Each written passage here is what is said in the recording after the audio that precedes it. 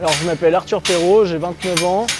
Je suis installé sur la commune de Sainte-Soline en EARL avec mes parents. Donc on est 3 associés.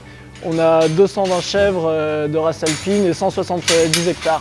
L'irrigation est indispensable sur notre exploitation pour la production des fourrages. Donc là on peut voir de la luzerne qui est produite sur notre exploitation, qui est la base de l'alimentation de notre troupeau. Je me suis installé en 2019. Depuis, on a eu quelques baisses de volume avec la future réserve. On essaye toujours d'utiliser au mieux notre volume pour que ça soit le plus efficace possible. Donc essayer d'arroser la luzerne au mieux, du blé, de l'orge, du blé dur et du maïs. Mais la réserve va nous permettre de sécuriser l'irrigation, va nous permettre de sécuriser nos fourrages, de sécuriser nos cultures. Ça sécurise notre revenu et on sécurise l'exploitation.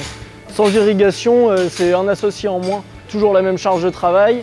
On ne dégagerait plus suffisamment de revenus pour nous faire vivre tous les 3 sans irrigation. Bien sûr, on a pris des engagements, ça va de pair avec le projet de la COP de l'eau. On s'est engagé à maintenir l'autonomie fourragère de notre troupeau, donc pas d'achat de fourrage à l'extérieur. Aujourd'hui, on produit tout notre fourrage sur place.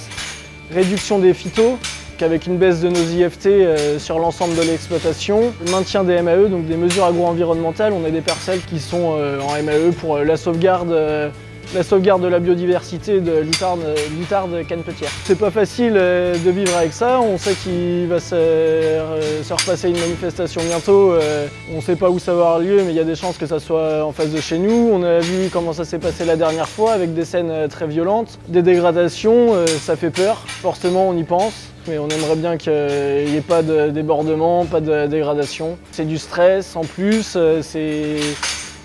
Il faut essayer de réfléchir à ce qui pourrait être fait comme dégradation et mettre en place des choses pour les éviter. Après, forcément, les cultures qui sont en place dans les champs, on ne peut pas les mettre à l'abri.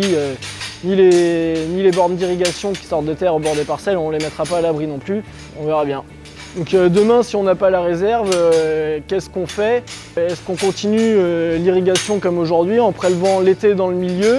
Ou est-ce qu'on part sur ce modèle agricole avec des réserves de substitution?